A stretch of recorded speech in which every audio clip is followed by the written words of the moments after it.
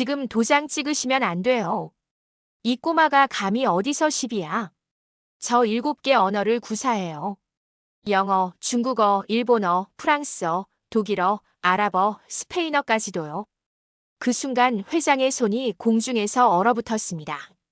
그리고 소년을 향해 날카로운 시선을 던졌습니다.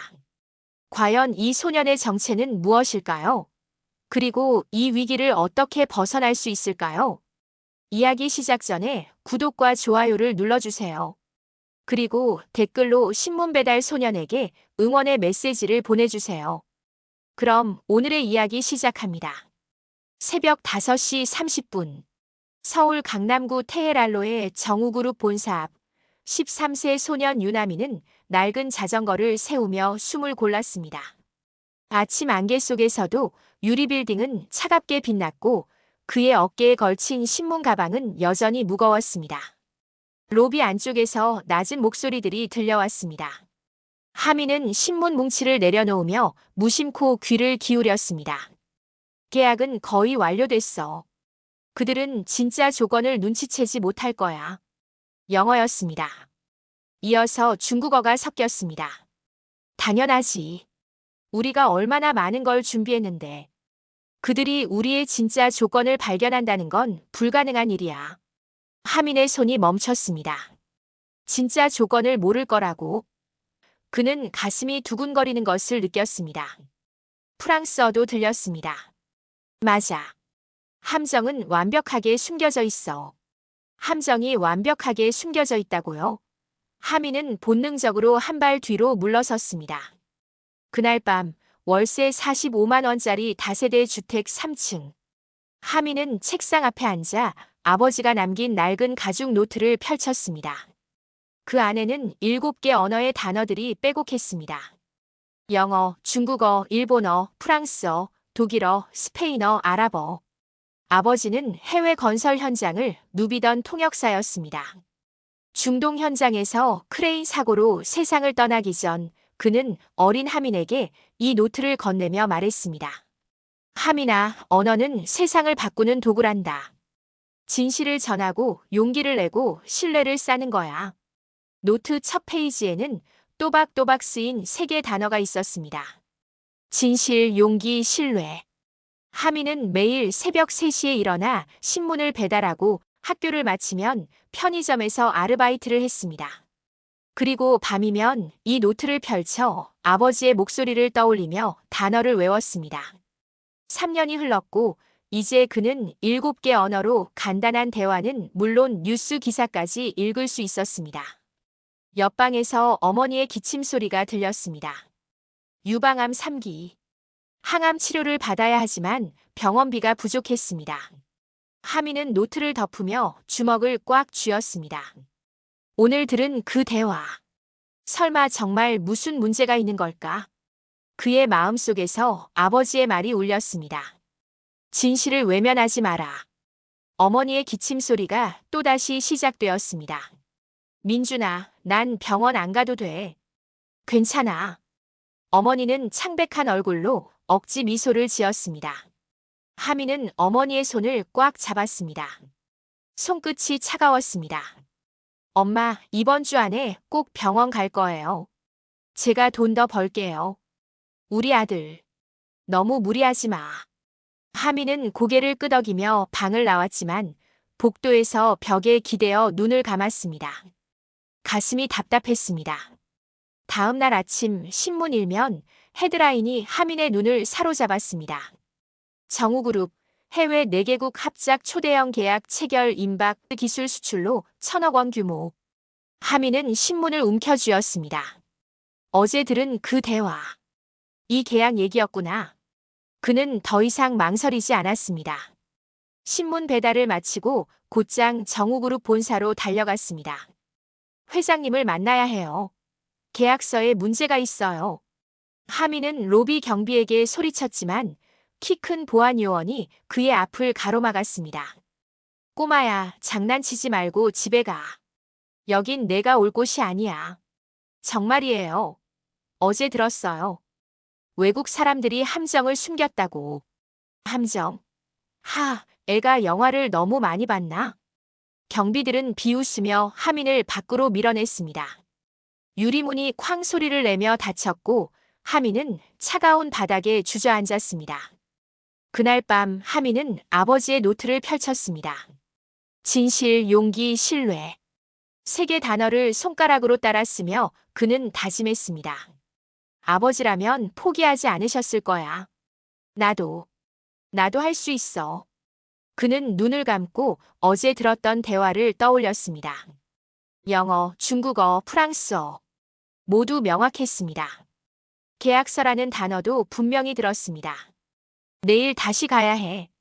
이번엔 꼭 들어가서 진실을 알려야 해. 창밖으로 서울의 야경이 반짝였습니다.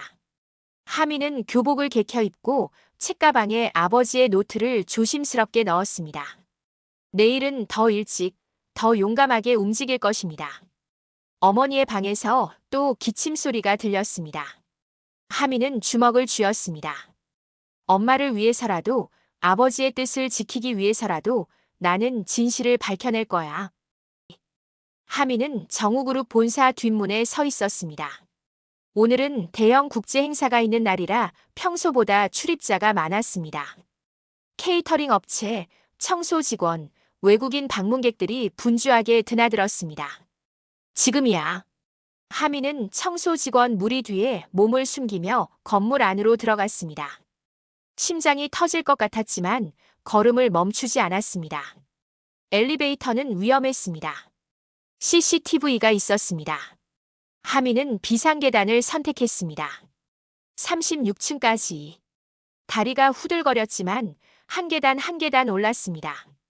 36층 복도. 대회의실 앞에는 국제합작계약 최종회의 관계자 외 출입 금지라는 팻말이 붙어 있었습니다. 하민은 복도 구석에 몸을 숨기고 조심스럽게 문틈으로 안을 들여다봤습니다. 긴 타원형 테이블. 정장을 입은 외국인 4명과 정우그룹 임원들이 마주 앉아 있었습니다.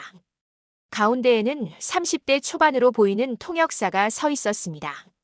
미국 대표가 영어로 말했습니다. 그럼 기술 이전 조항에 관해서는? 통역사가 한국어로 옮겼습니다. 기술 이전 조항에 관해서는? 하지만 하민은 이상함을 느꼈습니다. 미국 대표는 독점권이라고 분명히 말했는데 통역사는 공동 사용 권리라고 번역했습니다.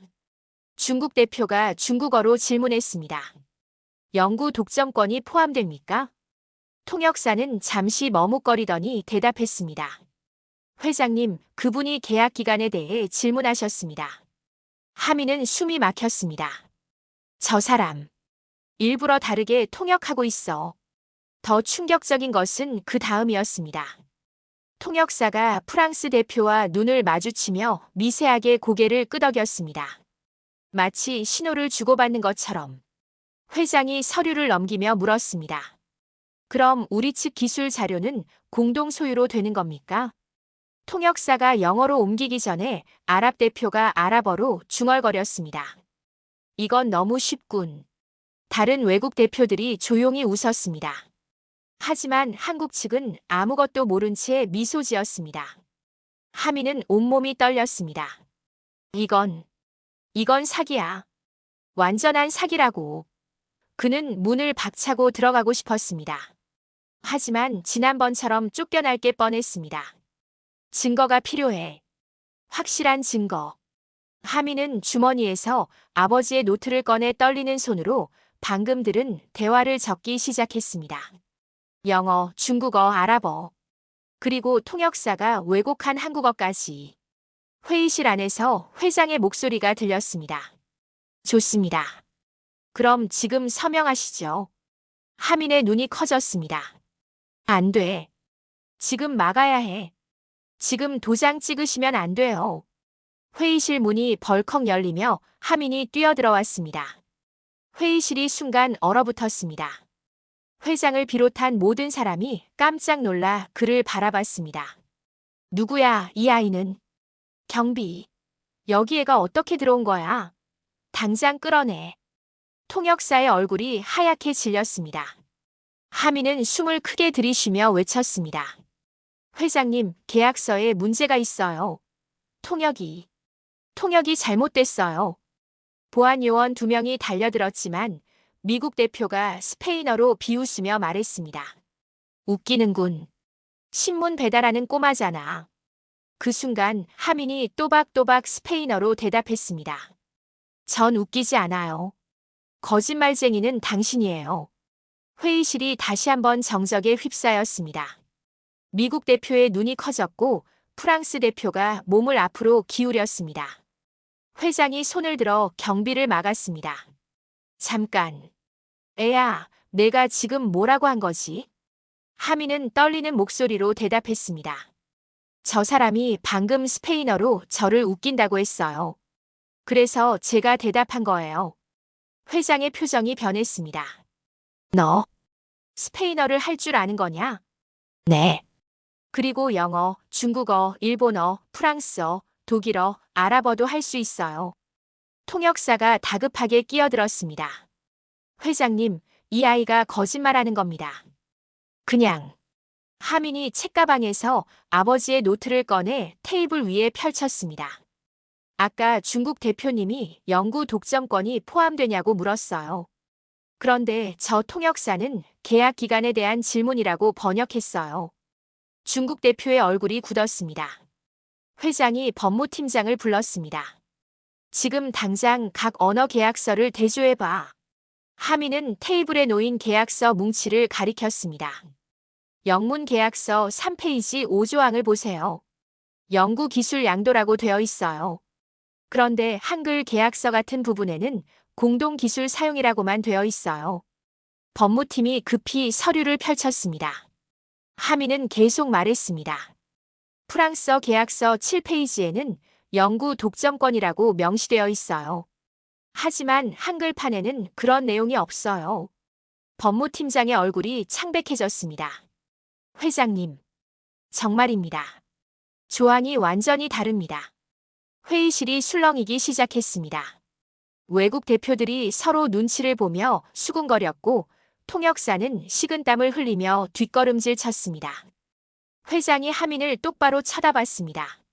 애야, 내 이름이 뭐지? 유나민입니다.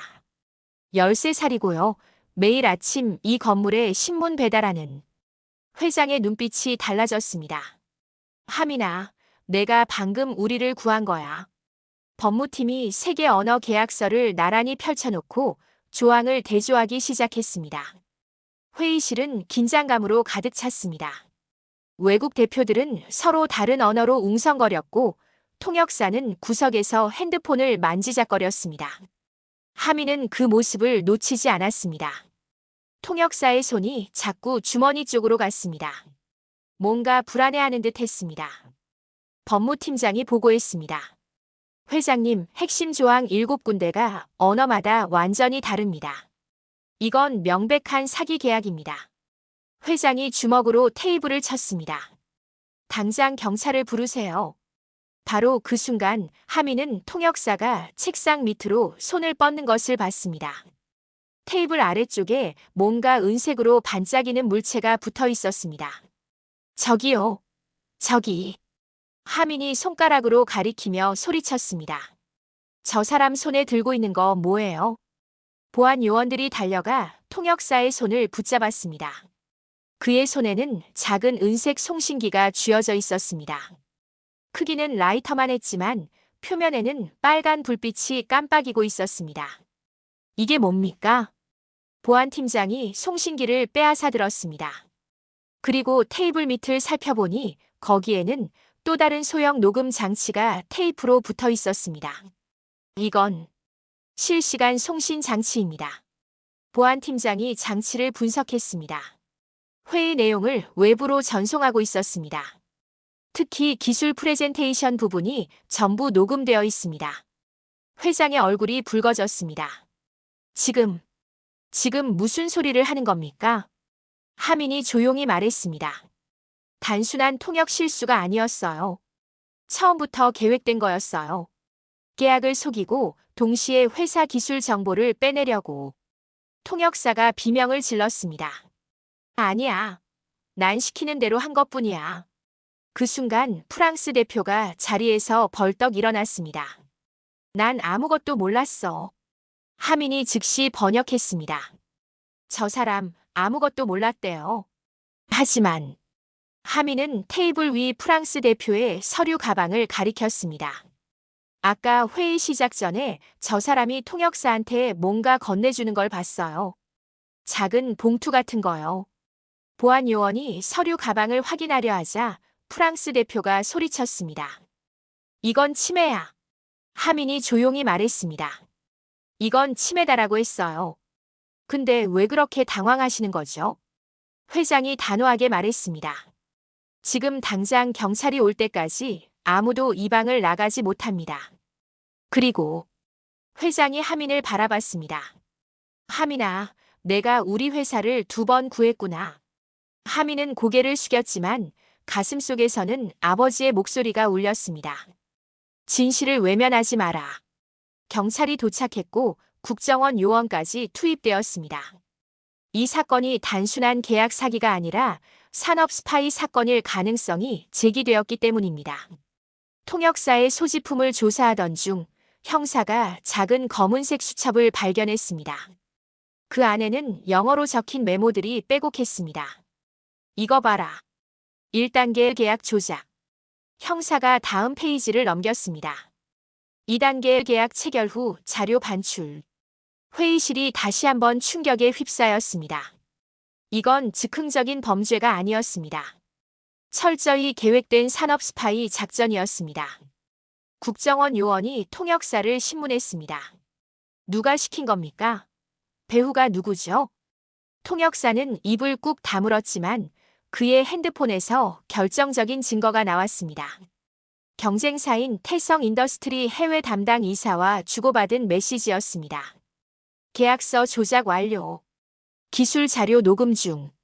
내일 전달 가능. 회장이 이를 갈았습니다. 태성. 그자들이. 하민은 조용히 앉아서 통역사의 수첩을 들여다보고 있었습니다. 그리고 한 페이지에서 멈췄습니다. 저기요. 여기 이상한 게 있어요. 하민이 수첩을 형사에게 건넸습니다. 여기 백업팀 경기도 창고 B라고 적혀 있어요. 그리고 아래에 주소가 있어요. 국정원 요원이 즉시 무전을 쳤습니다. 해당 주소로 즉시 출동하세요. 공범이 있을 가능성이 높습니다. 하민은 계속해서 수첩을 분석했습니다. 아버지가 가르쳐준 통역 약어 체계가 여기서도 쓰이고 있었습니다. 이것 봐요. 이건 완전한 기술 문서의 줄임말이에요. 그리고 이건 반출 날짜예요. 오늘 밤 11시로 되어 있어요. 형사가 시계를 봤습니다. 지금 오후 3시. 아직 8시간이 남아 있었습니다. 좋아. 우리가 먼저 그 창고를 급습한다. 통역사가 창백한 얼굴로 중얼거렸습니다. 어떻게 애가 이걸 다 알아낸 거야? 하민은 담담하게 대답했습니다. 제 아버지도 통역사셨어요. 아버지가 남긴 노트로 공부했거든요. 거기에 약어 체계도 다 적혀 있었어요. 회장이 하민의 어깨에 손을 올렸습니다. 하민아, 내가 없었다면 우리 회사는 끝났을 거야. 아니, 우리나라 기술이 통째로 넘어갔을 거야. 하민은 고개를 숙였습니다. 아버지라면 이렇게 했을 거라는 확신이 들었습니다. 경기도 외곽의 한 창고. 경찰과 국정원이 동시에 급습했습니다. 안에서는 3명의 남성이 서버 장비를 트럭에 싣고 있었습니다. 그 안에는 정우그룹의 기밀 기술 자료가 담겨 있었습니다. 움직이지 마. 손들어. 공범들은 체포되었고 모두 정우그룹 본사로 호송되었습니다. 이제 회의실은 범죄 조사 현장으로 변했습니다. 문제는 공범들이 각자 다른 국적이라는 것이었습니다. 한 명은 중국인, 한 명은 아랍계, 한 명은 프랑스인이었습니다. 그리고 그들은 서로 다른 언어로만 대화했습니다. 국정원 요원이 난처한 표정을 지었습니다. 통역사를 급히 부를 수가 없는데 이 사람들이 서로 교신하면서 진술을 맞추고 있습니다. 하민이 조심스럽게 손을 들었습니다. 제가 도와드릴까요? 형사가 의아한 표정으로 물었습니다. 내가? 동시 통역을 할 수 있어. 해본 적은 없지만 해볼게요. 하민은 테이블 가운데 앉았습니다. 그리고 심호흡을 한 번 하고 시작했습니다. 중국인 용의자가 중국어로 말했습니다. 우린 그냥 고용된 사람들일 뿐이야. 하민이 즉시 한국어로 번역했습니다. 자기들은 그냥 고용됐을 뿐이래요. 형사가 질문했습니다. 누가 고용했습니까? 하민이 중국어로 통역했고 용의자가 대답했습니다. 진짜 이름은 몰라. 암호명 블랙 이글만 알아. 하민이 번역했습니다. 진짜 이름은 모른대요. 암호명 블랙 이글만 안돼요. 아랍계 용의자가 아랍어로 끼어들었습니다. 우린 그냥 자료만 옮겼어. 하민이 번역했습니다. 자기는 그냥 자료만 옮겼대요. 형사가 다시 물었습니다. 자료를 어디로 보낼 예정이었습니까? 하민이 아랍어, 중국어, 프랑스어로 순차적으로 통역했습니다. 그러자 프랑스인 용의자가 실수로 내뱉었습니다. 태성 인더스트리 서버로. 하민이 즉시 번역했습니다.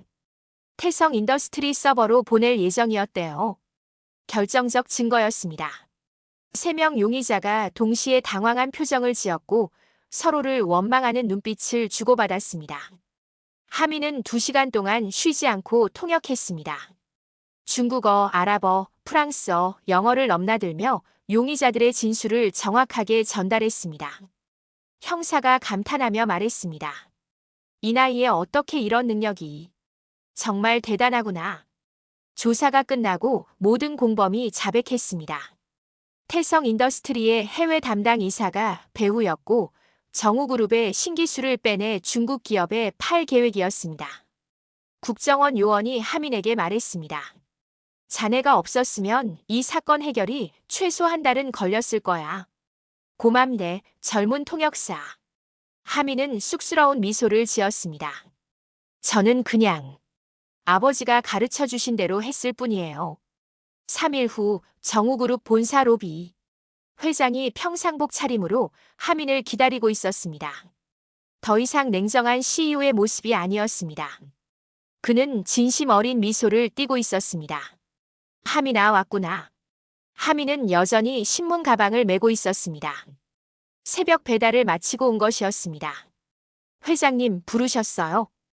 회장은 하민 앞에서 깊이 허리를 숙였습니다. 주변의 직원들이 모두 놀라 쳐다봤습니다. 고맙다 하민아.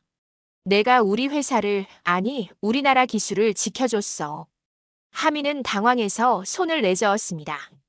아니에요, 저는 그냥. 회장이 작은 케이스를 꺼냈습니다. 안에는 금빛 배지가 들어있었습니다. 정우그룹 청소년 언어 보조관이라는 문구가 새겨져 있었습니다. 이건 내 능력을 인정하는 증표야. 그리고 회장이 봉투를 하나 더 꺼냈습니다. 이건 내 장학금이야. 대학 졸업할 때까지 전액 지원한다. 그리고 회장이 잠시 망설이더니 조심스럽게 말했습니다. 내 어머니 병원비도 우리가 책임지겠다. 최고의 병원에서 최선의 치료를 받을 수 있도록. 하민의 눈에 눈물이 고였습니다. 참으려 했지만 멈출 수 없었습니다. 정말이에요. 그래. 내가 우리에게 해준 것에 비하면 아무것도 아니야. 하민은 배지를 2손으로 받았습니다. 그리고 조용히 말했습니다. 제 아버지가 늘 말씀하셨어요. 언어는 세상을 바꾸는 도구라고. 진실을 전하고 용기를 내고 신뢰를 쌓는 거라고. 회장이 고개를 끄덕였습니다. 내 아버지는 훌륭한 분이셨구나. 그리고 넌 아버지의 뜻을 이어받았어. 회장은 로비 벽면을 가리켰습니다. 거기에 걸려있던 문구가 바뀌어 있었습니다. 예전 능력 없는 자는 설 자리가 없다. 지금 배움은 신분과 나이를 가리지 않는다. 내가 우리에게 가르쳐 준 거야, 하민아. 그날 저녁 하민은 집으로 돌아왔습니다. 어머니는 소파에 앉아 뉴스를 보고 있었습니다. 정우그룹 산업 스파이 사건, 13세 소년의 활약으로 적발. 어머니가 놀라 하민을 돌아봤습니다. 하민아, 이게 너 얘기니? 하민은 고개를 끄덕이며 배지와 봉투를 내밀었습니다. 엄마, 이제 병원 갈 수 있어요. 치료받을 수 있어요. 어머니는 아들을 끌어안고 눈물을 흘렸습니다. 다음 날 새벽, 하민은 다시 자전거에 올랐습니다. 신문 가방은 여전히 무거웠지만 그의 가슴은 가벼웠습니다. 교복 왼쪽 가슴에는 금빛 배지가 반짝였습니다. 그리고 가방 안에는 아버지의 낡은 노트가 조용히 자리하고 있었습니다. 하민은 페달을 밟으며 중얼거렸습니다. 아버지, 저 해냈어요. 진실을 지켰어요. 용기를 냈어요. 그리고 사람들의 신뢰를 얻었어요. 아침 안개가 걷히고 서울의 하늘이 밝아왔습니다. 정우그룹 본사 앞을 지나며 하민은 잠시 자전거를 멈췄습니다. 로비 안쪽에서 직원들이 출근하고 있었습니다. 그들 중 몇몇이 하민을 알아보고 손을 흔들었습니다. 하민도 환하게 웃으며 손을 흔들었습니다. 이제 그에게 신문 배달은 단순한 아르바이트가 아니었습니다. 매일 아침 세상에 진실을 전하는 사명이었습니다. 자전거 뒤에 매달린 신문 가방이 바람에 흔들렸습니다. 그 안에는 오늘의 뉴스가 담겨 있었습니다. 그리고 하민의 마음속에는 아버지의 말이 영원히 울려 퍼졌습니다. 언어는 세상을 바꾸는 도구란다. 하민은 다시 페달을 밟았습니다. 앞으로도 그는 진실을 전할 것입니다. 용기를 낼 것입니다. 그리고 사람들의 신뢰를 지킬 것입니다. 새벽의 서울이 그를 맞이했습니다.